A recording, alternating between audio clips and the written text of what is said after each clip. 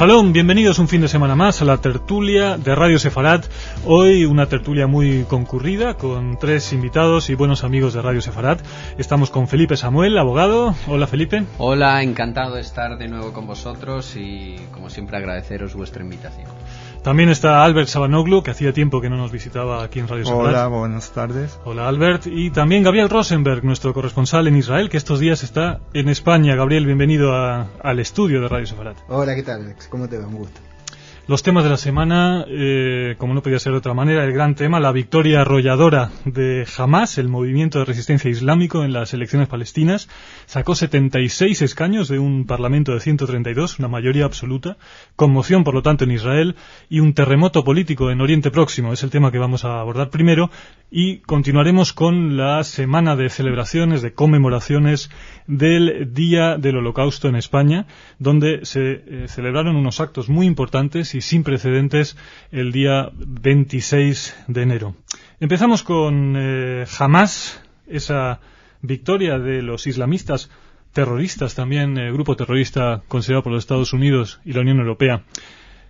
Gabriel, vienes de Israel. La pregunta es la siguiente: ¿voto de castigo o voto terrorista?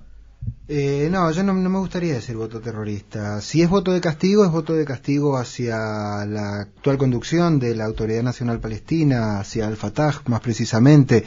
Ahora, evidentemente no han funcionado las encuestadoras en Palestina para nada. Yo creo que esto está claro, ¿no? Pero no funciona tampoco en España. En Israel generalmente sí.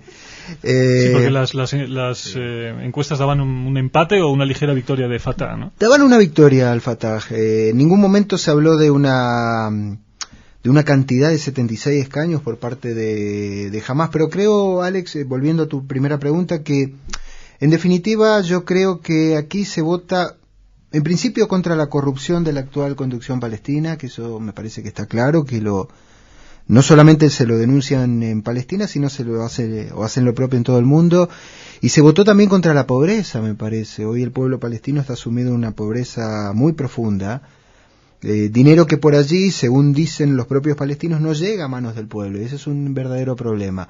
Ahora, con relación al futuro político, hoy leía en los medios españoles, hablan de un caos o utilizan otro término, el Medio Oriente.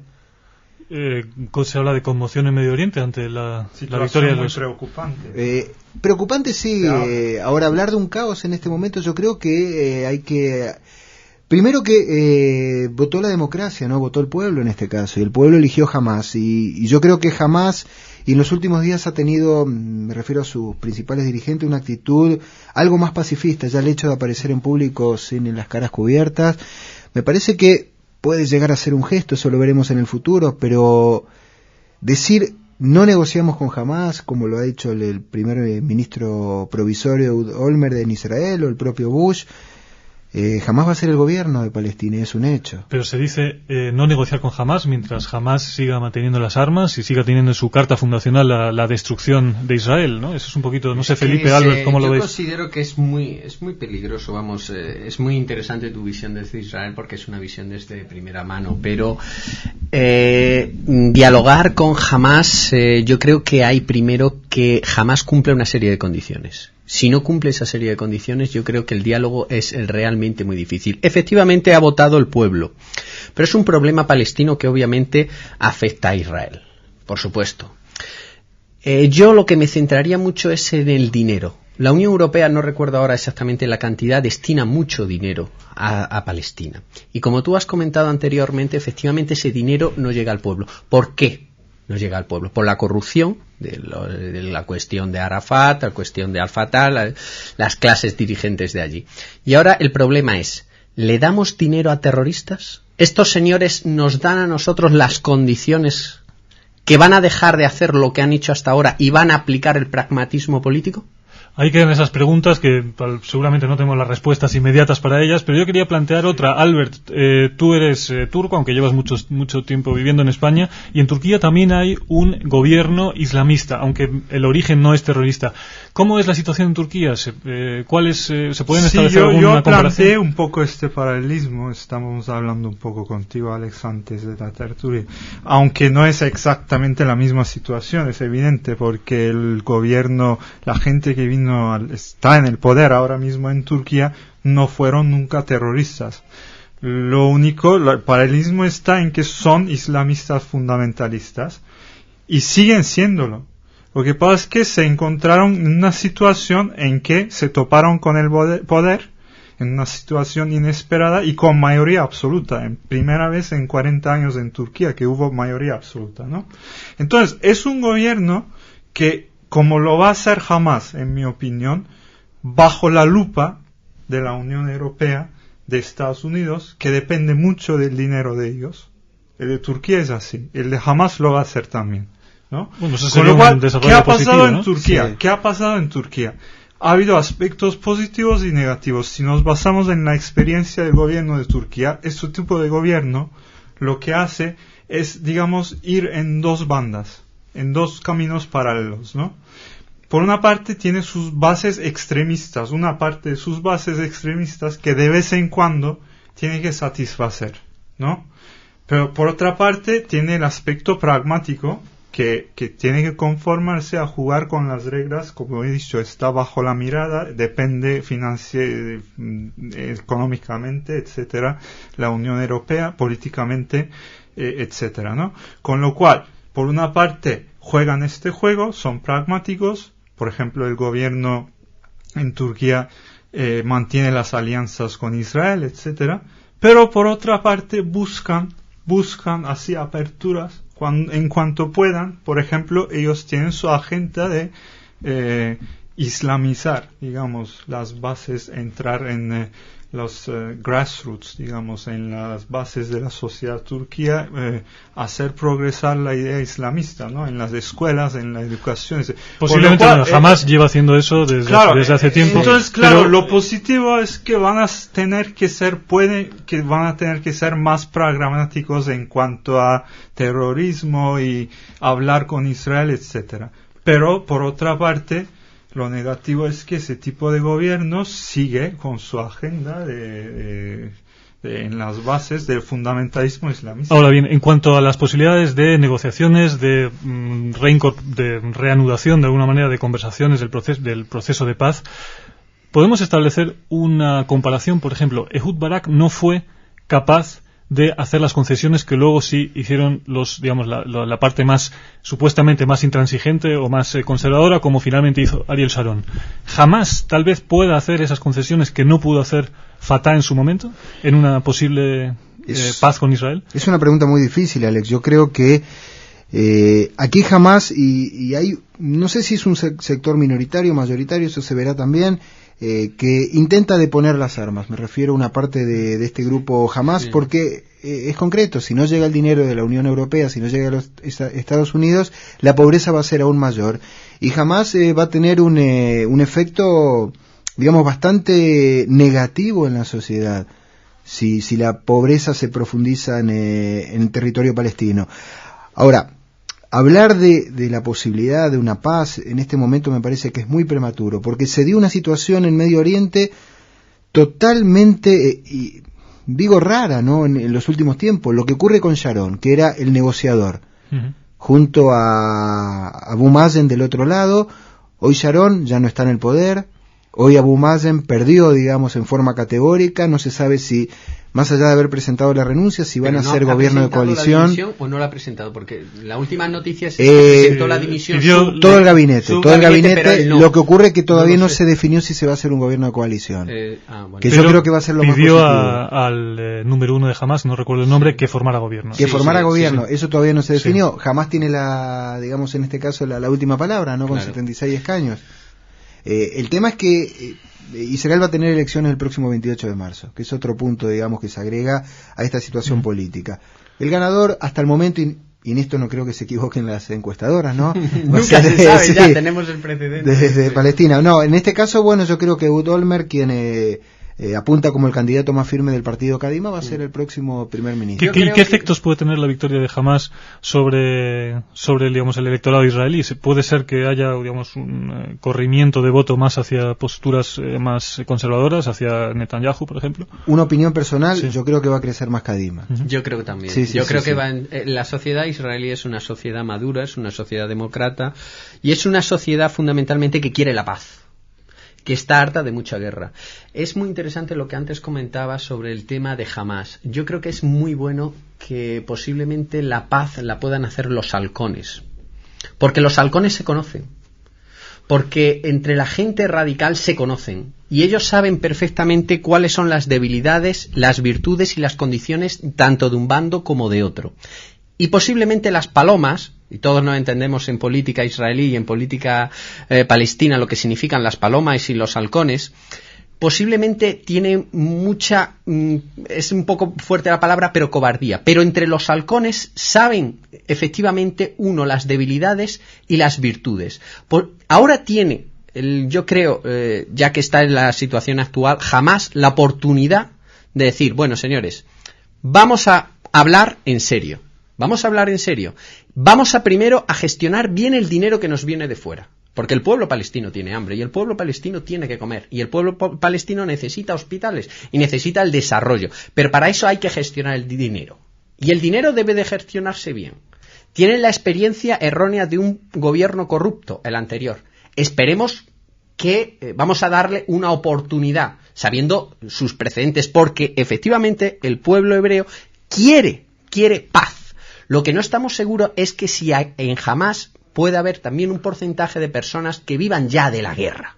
Ese es el problema. Creo que antes comentabas, Albert, que un alto, según también las encuestas que estamos dándoles gran credibilidad últimamente, que un alto porcentaje de los palestinos no quieren terrorismo, están por la paz y tampoco son islamistas. Sin embargo, han votado Hamás. Es interesante, según un artículo en El Mundo hoy de Aristegui, Gustavo de Aristegui, que habla de encuestas que se han hecho entre los palestinos últimamente, recién, y que la gran mayoría de ellos no querían vivir bajo un estado islamista y no apoyaban el terrorismo, con lo cual han votado, como bien has dicho, que han votado a Hamás por otras razones, evidentemente. No, pero es verdad lo que tú dices. Ayer me tocó estar en un stand de Palestina, en una exposición aquí de turismo en Fitur, en Madrid, y justamente lo que tú comentas. Me he encontrado con palestinos no musulmanes, sino cristianos, y ellos ellos no, porque estaban justo aquí en Madrid, pero su familia ha votado a Hamás por este tema que planteas. Es verdad. Y son cristianos, eso es interesante. Sí, son palestinos de Belén. Eso es un dato muy significativo. Es que quizá Hamás era la única respuesta a dar a la corrupción anterior. Entonces era el único camino posiblemente que muchas personas, porque yo no creo que el porcentaje tan abismal de todos quieran salir a la calle a pegar tiros. Yo creo que habrá muchos moderados que hayan votado a Hamás porque no había otro camino y veían que ya Fatah era la corrupción, era seguir con lo mismo, y quizá a lo mejor no sea el cambio conveniente, pero era el único camino. Pero no es el único ejemplo, no es el único pueblo que ha votado contra la pobreza. Lo de Bolivia yo creo que también es un dato concreto. Si tocamos lo de Bolivia, punto de vista de pobreza y corrupción. Sí, tal vez lo de Bolivia yo es que creo que no es... No, como denominador común tal vez sea el populismo de ambos. Exactamente, y los pueblos se cansan de corrupción y se cansan de pobreza. Bueno, en cualquier caso... de hecho, voy a dar el ejemplo de Turquía otra vez. La razón principal de que están en el poder con mayoría absoluta de los fundamentalistas ahora es que todos los demás partidos eran tan corruptos que ya la gente se cansó y les votó a estos, que eran los únicos percibidos como no corruptos. Entonces pasó lo mismo en Turquía. Solo me gustaría hasta que llegan al poder terminar este asunto con... Ahora es distinto. Una vez en el poder es distinto. Ya vuelven a hacer... Bueno, lo hacen de forma más inteligente. La corrupción la hacen más peligrosa. Mucho más peligrosa porque es más sutil. Claro, no se percibe como corrupción, pero sí que es corrupción hecha de Bueno, forma... vamos a terminar este tema. Felipe, querías mencionar un artículo. Me gustaría terminar con una frase que aparece en un artículo de... Bueno, es una frase que conocemos todos en el ABC de Serafín Fanjul, que comentó Golda Meir, y dice que nuestro conflicto... No, yo quiero decirla. Con esta frase no cerramos un tema, sino que abrimos otro. No, creo, dice, ¿no? Nuestro conflicto con los palestinos acabará el día en que ellos amen a sus hijos más de lo que nos odian a nosotros.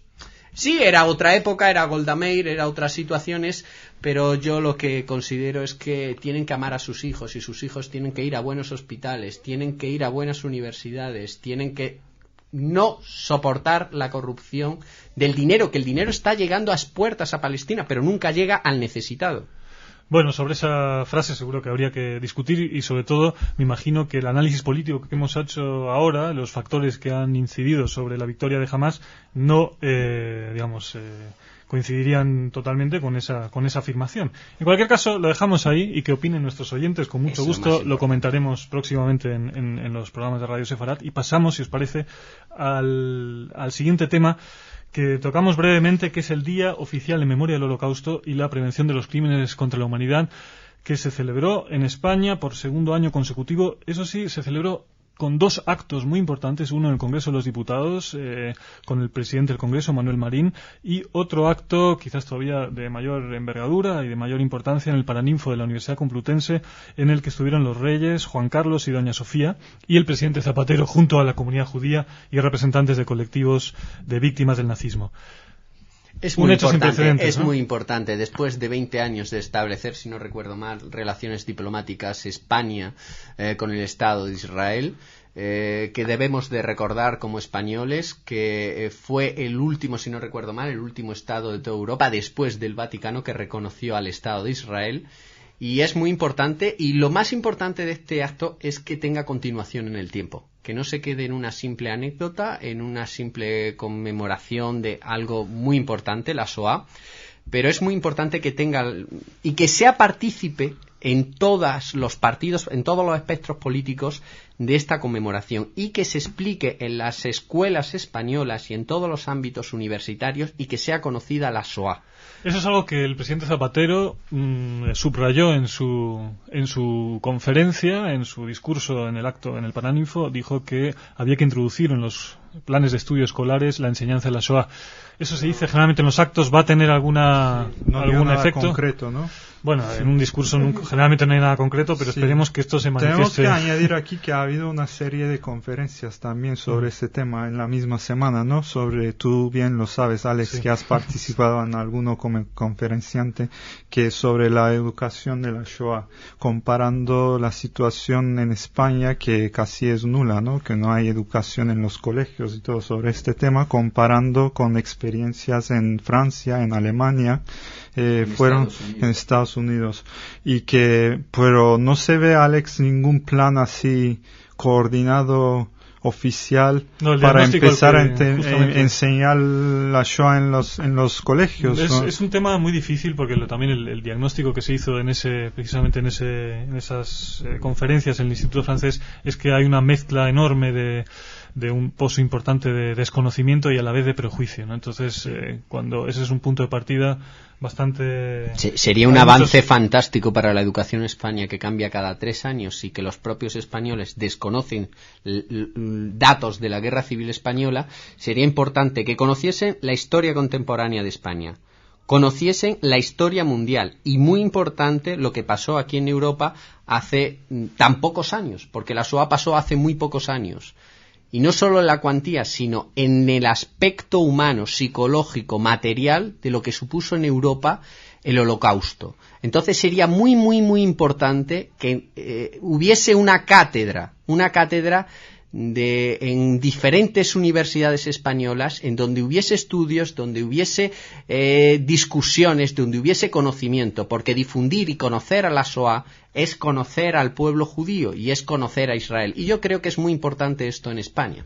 Por cierto, el presidente del Congreso, Manuel Marín, pidió disculpas por el resbalón que tuvieron en la organización del acto el año pasado, en el que participó Enric Marco, que es un falso superviviente de Mauthausen, es decir, es alguien que se hacía pasar por superviviente y nunca había estado en un campo de concentración alemán. Bueno, y lo cual es hay para todos los colores. Y no solamente eso, sino que allí en el acto de conmemoración de la Shoah dijo que como había campos entonces en Alemania, hoy los había en Palestina, y también hizo referencia a Guantánamo, y eso lógicamente no fue muy bien recibido por la comunidad judía y por cualquiera de los que asistieron. Esto es prueba en ese del momento. Desconocimiento. Entonces, si el señor Marín hubiese conocido la Shoah, entonces no haría afirmaciones de ese tipo y comparar que la situación en Marco, Enric Marco, perdón, señor Marín, se me va.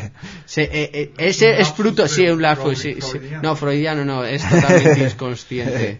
Entonces, el problema con Marco es que claro, engañó hasta a sus compañeros de asociación. A todo el mundo. Pero es bueno. Si preguntásemos, si hiciésemos una simple encuesta en muchos de ámbito universitario, ¿no?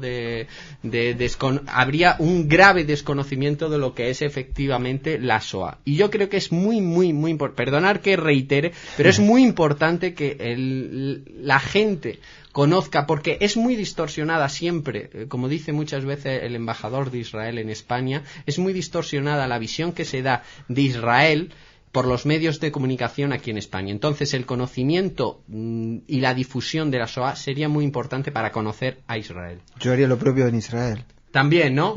Somos desconocidos los españoles. No, me refiero a la Shoah, sobre la Shoah. Esto ya sí es sorprendente. Es las terceras generaciones, me refiero ya a niños. Obviamente, saben que existió, saben a grosso modo lo que fue la Shoah, pero me parece que es como que se va perdiendo también la cultura del no olvidar, del no perdonar, esa frase que la venimos escuchando desde niños, quienes hemos recibido educación judía. Me parece que hoy los chicos necesitan también ese esclarecimiento, lo veo en mis niños, lo veo en los chicos que van al colegio. Me parece que se está perdiendo en Israel y eso es preocupante. Pues es muy importante. Yo recuerdo recientemente en un viaje a Estados Unidos que en un pequeño pueblo de New Jersey, en una sinagoga, en la parte izquierda había un mural que me llamó la atención recordando a la Shoah. Y a todos los niños de esta sinagoga se les enseñaba y se les daba clase, y siempre que salían de clase recordaban esta situación. Entonces es muy importante tener en el recuerdo, por supuesto, el pueblo judío en la diáspora o en Israel, que tenga conocimiento sin acritud, pero verdadero conocimiento objetivo de lo que pasó. Pero yo creo, Alex, que lo que mencionabas de los actos es muy importante seguir recordando, y el gesto del gobierno español, pero creo que lo más importante es combatir el racismo, sea contra el pueblo judío, musulmán, contra las minorías, contra quien sea. Me parece que es el acto más, y los más valiente y más importante. Se han hecho también con esa vocación de memoria ejemplar, de que estas cosas no vuelvan a suceder jamás y no sucedan sobre ningún colectivo. De hecho, se invitó a los otros colectivos que fueron víctimas del racismo, a los gitanos, a los españoles republicanos, que también se les rindió homenaje, y también encendieron una vela en memoria de los fallecidos de su colectividad o de su etnia. La memoria del Holocausto y las elecciones palestinas han sido los temas que hemos abordado hoy en la tertulia Radio Sefarat, temas sobre los que volveremos, y agradezco mucho a los contertulios de hoy. Felipe Samuel, gracias por estar aquí. Ha sido un placer. Albert Sabanoglu, hasta pronto. Y Gabriel Rosenberg, que te escucharemos próximamente de nuevo desde Israel. Muchas gracias por estar aquí. Bueno, pues Shabbat Shalom. Shabbat Shalom a todos.